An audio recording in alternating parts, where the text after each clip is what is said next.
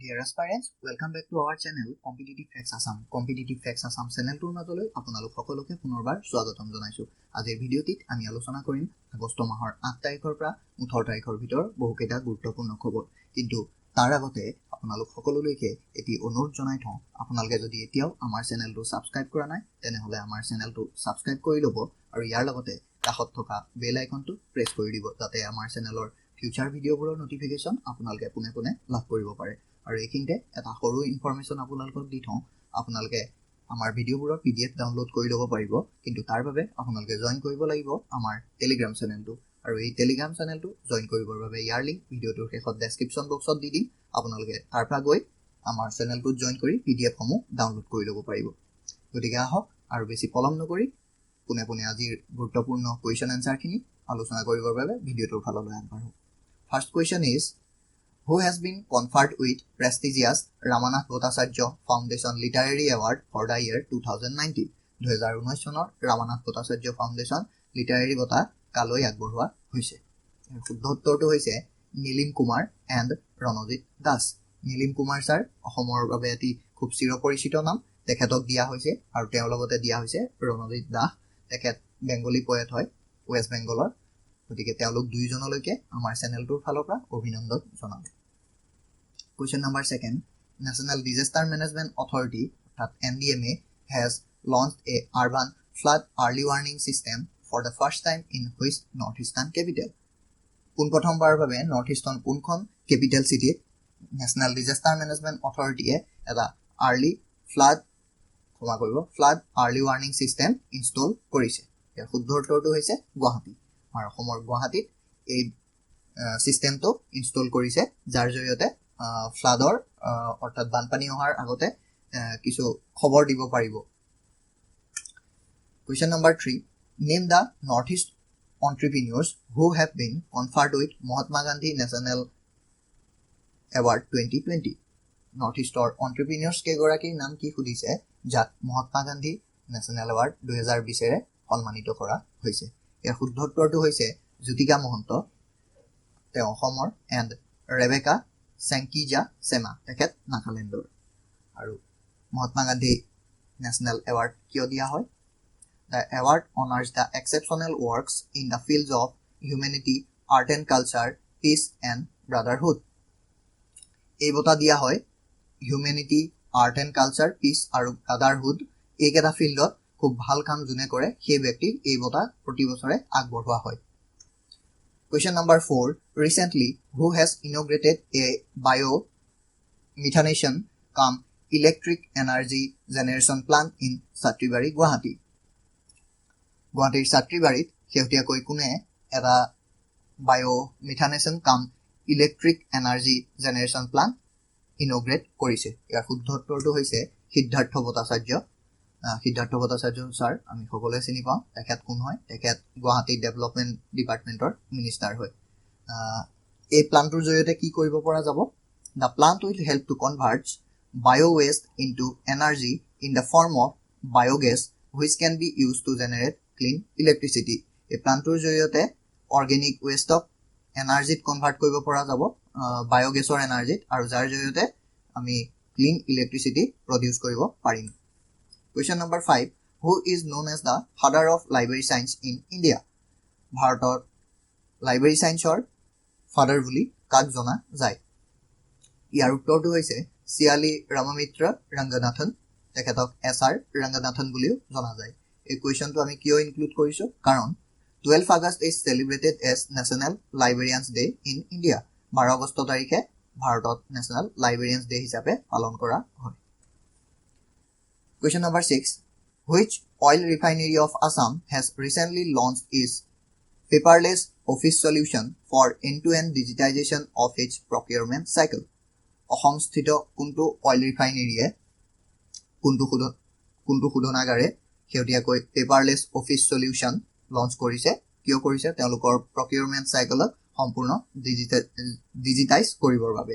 ইয়াৰ শুদ্ধ উত্তৰটো হৈছে নুমলীগড় ৰিফাইনেৰী লিমিটেড অৰ্থাৎ NRL এইটো লঞ্চ কৰিছে। দুটামান সৰু কথা, NRL 1993 ফাউণ্ড কৰা হৈছিল আৰু লোকেশ্যন হৈছে গোলাঘাট, আছাম, অসমৰ গোলাঘাটত আছে। Question number 7. English Helper, an education technology company, has partnered with SchoolNet India Limited to introduce artificial intelligence technology for learning English in how many schools across Assam?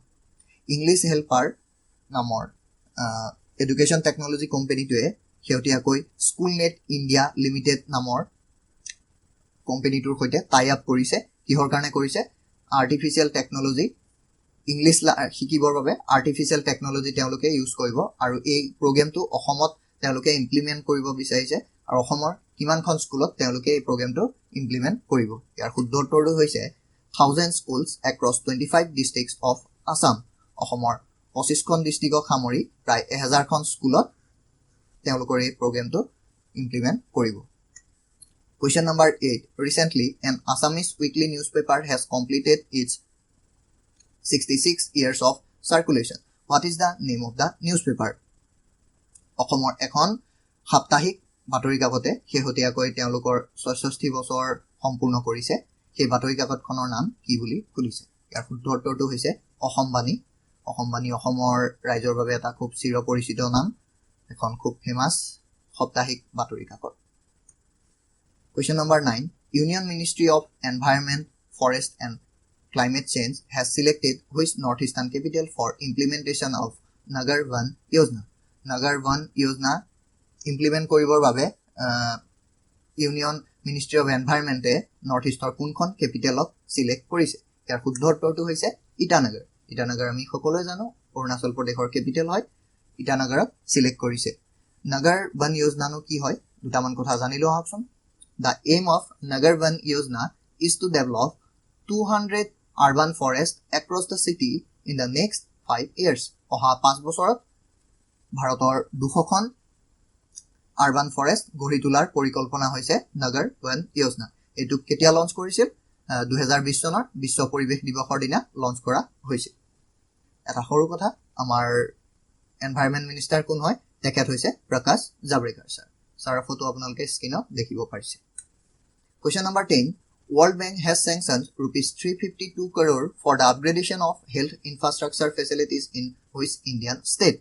শেহতীয়াকৈ World Bank 252 কোটি টকাৰ এটা loan provide কৰিছে কিহৰ কাৰণে কৰিছে health infrastructure facilities সেই ষ্টেটখনত upgrade কৰিবৰ বাবে সেই ষ্টেটখনৰ নামটো কি ইয়াৰ উত্তৰটো হৈছে মেঘালয় মেঘালয় গভৰ্ণমেণ্টক 352 কোটি টকা World Bank প্ৰভাইড কৰিছে দুটামান সৰু কথা মেঘালয়ৰ বিষয়ে আমি সকলোৱে জানো কেপিটেল শিলং গভৰ্ণৰ হৈছে সত্যপাল মালিক স্যাৰ আৰু চিফ মিনিষ্টাৰ হৈছে কৰ্ণাট চাংমা স্যাৰ এটা সৰু কথা ওয়াৰ্ল্ড বেংকৰ বিষয়ে ওয়াৰ্ল্ড বেংকৰ বৰ্তমান প্ৰেসিডেন্ট কোন তেখেত হৈছে ডেভিড মেলপাছ তেখেত ইউএছএৰ হয় Question number 11. Recently, Defense Ministry has imposed import restrictions on how many number of defense equipment. শেহতীয়াকৈ ডিফেন্স মিনিষ্ট্ৰীয়ে কিমান বিধ ডিফেন্স ইকুইপমেন্টৰ ওপৰত ইম্পোৰ্ট ৰেষ্ট্ৰিকশনস লগাইছে ইয়াৰ শুদ্ধ উত্তৰটো হৈছে 101 আইটেমস 101 বিধ আইটেম ডিফেন্স ইকুইপমেন্টৰ ওপৰত ইম্পোৰ্ট ৰেষ্ট্ৰিকশনস লগাইছে এটো কিয় কৰিছে কাৰণ আমাৰ মাননীয় প্ৰধানমন্ত্ৰী শ্ৰী নৰেন্দ্ৰ মোদী সাৰেজি মেক ইন ইণ্ডিয়া বা আমি বৰ্তমান সকলোৱে শুনি আছো আত্মনিৰ্ভৰ ভাৰতৰ যি কথা কৈছে আত্মনিৰ্ভৰ ভাৰতৰ সপোন দেখিছে তাৰ বাবে ডিফেন্স মিনিষ্ট্ৰীয়ে এটা সৰু ষ্টেপ লৈছে আৰু এটা খুব ভাল সিদ্ধান্ত আসলতে আমাৰ ডিফেন্স মিনিষ্টাৰ কোন তেওঁ হৈছে Rajnath Singh sir Question number 12 Which is the first city in India to have female icons on traffic signal ভাৰতৰ কোনখন সিটিয়ে কোন প্ৰথমবাৰৰ বাবে নিজৰ ট্ৰাফিক সিগনেল সমূহত ফিমেল আইকনস লগাব ইয়াৰ শুদ্ধ উত্তৰটো হৈছে মুম্বাই ট্ৰাফিক সিগনেলত কোন প্ৰথমবাৰৰ বাবে ফিমেল আইকনস লগাব এটা খুব ভাল সিদ্ধান্ত আমি সকলোৱে জানো মুম্বাই কোন আছে মুম্বাই মহাৰাষ্ট্ৰৰ কেপিটেল হয় মহাৰাষ্ট্ৰৰ বিষয়ে দুটামান সৰু কথা মহাৰাষ্ট্ৰৰ আসলতে দুখন কেপিটেল মুম্বাই হৈছে সামাৰ কেপিটেল আৰু নাগপুৰ হৈছে winter capital Governor Bhagat Singh Koshiyari sir, Chief Minister হৈছে Uddhav Thackeray sir. Question number 13. Which municipal corporation becomes India's first municipal corporation to provide forest land rights certificate to people of urban area? চহৰ অঞ্চলৰ লোকসকলক forest land rights certificate ভাৰতৰ কোনখন municipal কৰ্পোৰেচনে পোনপ্ৰথমবাৰৰ বাবে দিয়াৰ বাবে সিদ্ধান্ত গ্ৰহণ কৰিছে হেতু হৈছে জগদলপুৰ জগদলপুৰ ক'ত আছে ছত্তীশগড়ত আছে জগদলপুৰ দুটামান সৰু কথা ছত্তীশগড়ৰ বিষয়ে কেপিটেল ৰায়পুৰ গভৰ্ণৰ হৈছে অনুসুয়া উইকি আৰু চিফ মিনিষ্টাৰ হৈছে ভূপেশ বাঘেল ছাৰ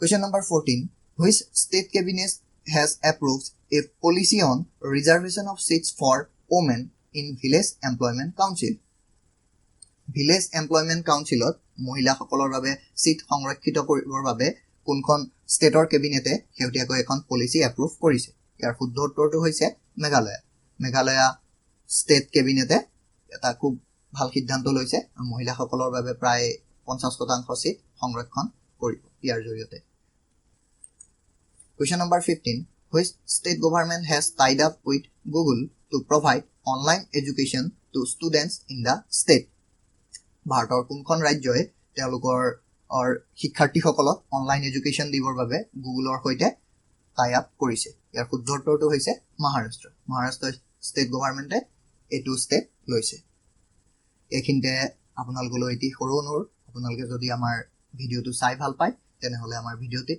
এটা লাইক দিব যাৰ বাবে আমি আসলতে অনুপ্ৰেৰণা পাওঁ আগলৈ আৰু ভাল ভাল ভিডিঅ' কৰি যাবৰ বাবে Question number 16 Which country has decided to construct a monument for the Indian soldiers killed by Pakistan in the 1971 Liberation War? 1971 চনৰ যুদ্ধত পাকিস্তানৰ বিৰুদ্ধে হোৱা যুদ্ধত আমাৰ ভাৰতীয় সৈন্যসকল শ্বহীদ হৈছিল বহুতো ভাৰতীয় সৈন্যই প্ৰাণ হেৰুৱাইছিল সেই শ্বহীদ হোৱা সৈন্যসকলৰ বাবে কোনখন দেশে ঘোষণা কৰিছে এটা মনুমেণ্ট কনষ্ট্ৰাক্ট কৰিবৰ বাবে ইয়াৰ শুদ্ধ উত্তৰটো হৈছে বাংলাদেশে এই সিদ্ধান্তটো গ্ৰহণ কৰিছে দুটামান সৰু কথা বাংলাদেশৰ বিষয়ে কেপিটেল ঢাকা আমি সকলোৱে জানো বাংলাদেশৰ কাৰেন্সি কি হৈছে বাংলাদেশী টাকা প্ৰেসিডেন্ট হৈছে আব্দুল হামিদ আৰু prime minister Sheikh Hasina Question number 17 India has announced $500 million financial assistance package to which country for a connectivity project হেৰিয়াকৈ ভাৰতে $500 million এটা ফিনান্সিয়াল পেকেজ ঘোষণা কৰিছে কোনখন দেশৰ বাবে এটা কানেক্টিভিটি প্ৰজেক্ট বনাবৰ বাবে ইয়াৰ শুদ্ধ উত্তৰটো হৈছে মালদ্বীপছৰ বাবে এই পেকেজটো ঘোষণা কৰিছে আসলতে ইয়াৰ জৰিয়তে কি কৰিব প্ৰায় 5 কিলোমিটাৰ লং এখন ব্ৰিজ কনষ্ট্ৰাক্ট কৰিব কেপিটেল চিটিৰ ওচৰত দুটামান সৰু কথা মালদ্বীপছৰ বিষয়ে মালদ্বীপছৰ কেপিটেল মালে কাৰেন্সি মালদ্বীভিয়ান ৰুফিয়া আৰু প্ৰেসিডেন্ট হৈছে Ibrahim Muhammad Solih Question number 18 The Reserve Bank of India has increased the limit for loans against gold from 75% to what percent হেউটেকৈ ৰিজাৰ্ভ বেংক অফ ইণ্ডিয়াই গোল্ডৰ এগেইনষ্টত যি আগতে 75% লৈকে লোন পোৱা গৈছিল তাক বৰ্তমান ইনক্ৰিজ কৰিছে কিমান পাৰ্চেন্টলৈকে ইনক্ৰিজ কৰিছে হেতু হৈছে 90% বৰ্তমান গোল্ড আমি এজ এ মৰ্টগেজ দি 90% ভ্যালু লৈকে লোন ল'ব পাৰিম দুটামান সৰু কথা ৰিজাৰ্ভ বেংকৰ বিষয়ে এষ্টাব্লিছ হৈছিল 1935 আৰু বৰ্তমান গভৰ্ণৰ হৈছে শক্তিকান্ত দাস ছাৰ তেখেত আমাৰ 25 নম্বৰৰ governor Question number 19 Who has been appointed as new chairman of UPSC Union Public Service Commissioner নতুন চেয়াৰম্যান হিচাপে কাক এপইন্ট কৰা হৈছে তেওঁ হৈছে ডক্টৰ প্ৰদীপ কুমাৰ যোশী ছাৰ হৈছে UPSC নতুন চেয়াৰম্যান ছাৰৰ ফটো আপোনালোকে দেখিব পাৰিছে আৰু গোটেই কথাখিনি ইয়াত খুব ভালকে লিখা আছে আপোনালোকে PDF ডাউনলোড কৰিলে পঢ়ি ল'ব পাৰিব Question number 20 Who has been appointed as new MD Managing Director of State Bank of India State Bank of India নতুন ম্যানেজিং ডিৰেক্টৰ হিচাপে কাক এপইন্ট কৰা হৈছে ইয়াৰ শুদ্ধ উত্তৰটো হৈছে অশ্বিনী ভাটিয়া হৈছে ষ্টেট বেংকৰ নতুন MD তেখেতৰ ফটো আপোনালোকে দেখিব পাৰিছে Question number 21 Who has been appointed as the next High Commissioner of India to Bangladesh ভাৰতৰ নেক্সট হাই কমিশনাৰ হিচাপে কাক এপইন্ট কৰিছে বাংলাদেশৰ বাবে ইয়াৰ শুদ্ধ উত্তৰটো হৈছে বিক্ৰম কুমাৰ দৰাইস্বামী তেখেত হৈছে ভাৰতৰ নেক্সট হাই কমিশনাৰ বাংলাদেশৰ বাবে ছাৰৰ ফটো আপোনালোকে দেখিব পাৰিছে আৰু তেখেতে কাক ৰিপ্লেস কৰিব তেখেতে ৰিভা গাংগুলী দাসক ৰিপ্লেস কৰিব কিন্তু এটা সৰু কথা জনাই থওঁ হাই কমিশনাৰ বুলি কিয় কোৱা হৈছে একেই হয় আচলতে হাই কমিশনাৰ আৰু এম্বেছাডৰ একেই হয় যোনখিনি দেশত আগতে ব্ৰিটিছাৰ্ছে ৰোল কৰিছিলে ব্ৰিটিছৰ ৰোল আছিলে সেইখিনি দেশত হাই কমিশনাৰ বুলি কোৱা হয় আৰু বাকীকেইখিনি দেশত এম্বেছাডৰ বুলি আচলতে কোৱা হয় Question number 22. India will host ICC Men's T20 World Cup in which year? ভাৰতে ICC Men's T20 বিশ্বকাপ কোন চনত হোষ্ট কৰিব বুলি সুধিছে ইয়াৰ শুদ্ধ উত্তৰটো হৈছে 2021 2021 চনত ভাৰতে পুৰুষৰ T20 বিশ্বকাপ হোষ্ট কৰিব আৰু এটা কথা জনাই থওঁ 2020 চনত অষ্ট্ৰেলিয়াত হোৱাৰ কথা আছিলে পুৰুষৰ T20 World Cup আচলতে কৰোনা ভাইৰাছ পেণ্ডেমিকৰ বাবে কেনসেল হৈছে আৰু সেইখন হ'ব 2022 চনত অষ্ট্ৰেলিয়াই হোষ্ট কৰিব Question number 23 Who wins Formula 1 70th anniversary Grand Prix 2020 at Silverstone United Kingdom কোনে Formula 1 ৰ 70 সংখ্যক anniversary Grand Prix 2020 জিকিছে Silverstone United Kingdomত যি হৈছিলে ইয়াৰ শুদ্ধ উত্তৰটো হৈছে মেক্স ভাৰ্ষ্টাপেনে এই গ্ৰেণ্ড প্ৰিক্সখন জিকিছে তেওঁ ক'ৰ হয় তেওঁ হৈছে নেদাৰলেণ্ডৰ তেখেতৰ ফটো আপোনালোকে দেখিব পাৰিছে গতিকে স্পায়াৰ্ছসকল আমাৰ এইটোৱে আছিলে আজিৰ ভিডিঅ'টিৰ অন্তিমটো কুৱেশ্যন আশা কৰোঁ আপোনালোকে আমাৰ আজিৰ ভিডিঅ'টো চাই ভাল পালে আৰু যদি ভিডিঅ'টো চাই ভাল পাইছে বা আপোনালোকে ভাবিছে যে ভিডিঅ'টো আপোনালোকৰ বাবে সহায়ক হৈছে তেনেহলে আপোনালোকে আমাৰ ভিডিঅ'টো আপোনালোকৰ প্ৰিয়জনৰ সৈতে শ্বেয়াৰ কৰিবলৈ নাপাহৰিব ধন্যবাদ